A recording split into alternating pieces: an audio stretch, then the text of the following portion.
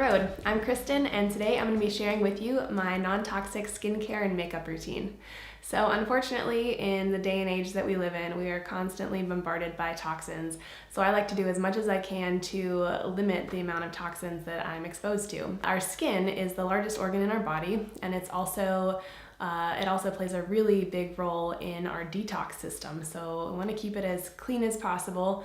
It's also highly absorbent. So any lotions that you put on your skin, anything you come in contact with, the chemicals in that is going to get into your bloodstream. Before I even think about what I'm putting on my skin, I start with diet and lifestyle. Those things have such a huge role to play in the health of my skin. So in 2014, I had a really bad case of eczema on my hands, and so that motivated me toward a whole diet and lifestyle overhaul. I switched to a low inflammatory diet. It's called the Autoimmune Protocol, and through that I eliminated grains, gluten, nightshade vegetables, sugar for the most part, legumes, beans, things like that can cause irritation for the gut, and then that has an effect on the skin. So figuring out the best diet for you is, I would say, step one for good skin health, and eliminating those toxins or those inflammations of especially sugar and gluten if that's a sensitivity for you. And then lifestyle, exercise, getting outdoors, getting exposed to fresh air and sunshine, having movement. Stress management also is huge. So those are all things to think about even before you start thinking about what you're going to be putting on your skin. Okay. So now I just want to run through the products that I actually use, the routine that I go through every day. I like to follow a kind of a rule of thumb, which is to try to avoid putting anything on my skin that has ingredients that are not edible. So if I can eat it as an ingredient before it was created to be a skincare product, then it should more or less be okay. All right, so the products that I'm going to be sharing with you, for the most part, follow that. There might be one or two ingredients here or there, but anyway, and I'll have the information, the links to these products in the description below. If you click on the link to the blog post, be sure to check that out so you can read more and find these products. All right, so in the morning, I wash my face with Dr. Bronner bar soap, and then just pat dry. And then I use some coconut oil, and I just rub this all over my face and on my lips as well. Rub it into my hands. Okay, so it has a very shiny glow to it. If I were just gonna go outside and do a workout or be outside for a little while, especially in the summertime, I would keep this on just as like a sun protection, and I wouldn't really do anything else. So coconut oil and also tallow is really good for the skin as well in terms of some sun protection. This is tallow. It is rendered beef fat, and it's similar to lard, but it is awesome both for cooking and also for skincare. I have very sensitive skin, so I have rosacea on my face, which is just kind of like the red patches, which diet has improved significantly. Switching over to that Autoimmune Protocol diet has helped so much to minimize that. But also my hands, especially in the wintertime, get really dry, really cracked, really painful. And I found last year I discovered beef tallow and would just put that straight on my hands, and it works wonders for winter hands.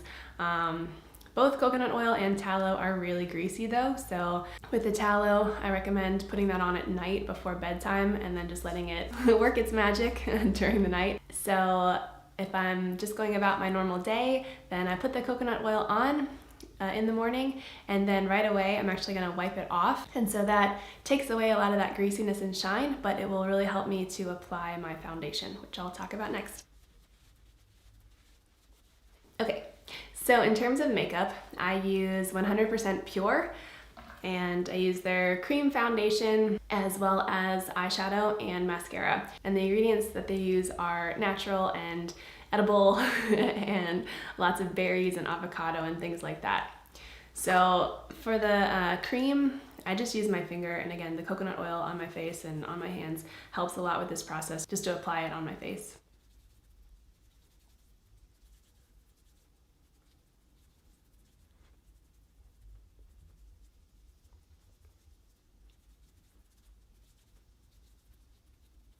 Okay, so as you can see, it still has a bit of shine to it. It's not like a totally matted look, and it also doesn't fully, cover up all the redness on my face, but it's good enough for me. They do have a powder that you could look into. I stopped using it because it does have some SPF ingredients in it, which I would prefer not to use, but it does work really well in terms of like having more of that matted look. And if I'm going out, if I have a special occasion to go to, then I'll consider using that. But otherwise, I just stick to the cream just for day-to-day purposes. Okay, so then I use their eyeshadow. So this one is Fig, and so I use this just as kind of like a base. And then I use Bamboo Charcoal just to give it a little bit of a darker look on the sort of back edge of the eyelid, right in that crease. And then in terms of eyeliner, I hardly ever use it, but if I'm going out, then this is actually a South African product, so I don't think you can get it in the US, but if you're in South Africa, this is Enthusiasm. I got it from Faithful to Nature, which is an awesome website. Okay, and then mascara is also from 100% Pure. It smells like berries. They have different colors, different shades that you can get. This one's black tea.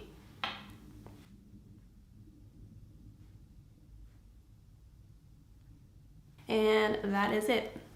Just make sure it doesn't smudge under the eye. The mascara does smudge, so that's something to keep in mind. And so, there are some compromises that you do have to make sometimes in terms of still wanting to wear makeup, but also wanting to minimize those toxins.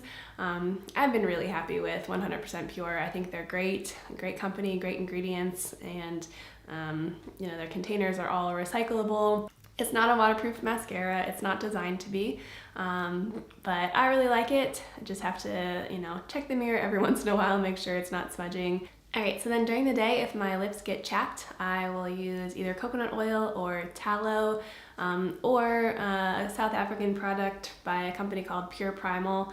It's called Fat Lips, and it's just made out of beef tallow, beeswax, shea butter, olive oil, and essential oils. And then they also make a moisturizer as well. So these products, unfortunately, not available in the US at the moment, but hopefully they'll come to the US soon. But in the meantime, it's something that you can potentially make, or there are some similar products available in the US as well. So I'll have links to that information in our blog post. And then in the evenings, I will just wash my face again with the Dr. Bronner soap. I also forgot to mention earlier, once a week I will use this product. It's called Fen Shea from Morocco Method, and I use their shampoo for my hair. I have a video all about that. And what this does, it's just like an exfoliator, and even with someone like me who has really sensitive skin, I think it's really gentle and it works really nicely. So just keep that in mind. And then I will use coconut oil in the evenings, just kind of like around my eyes, to remove any excess makeup that's still there that didn't come off with soap.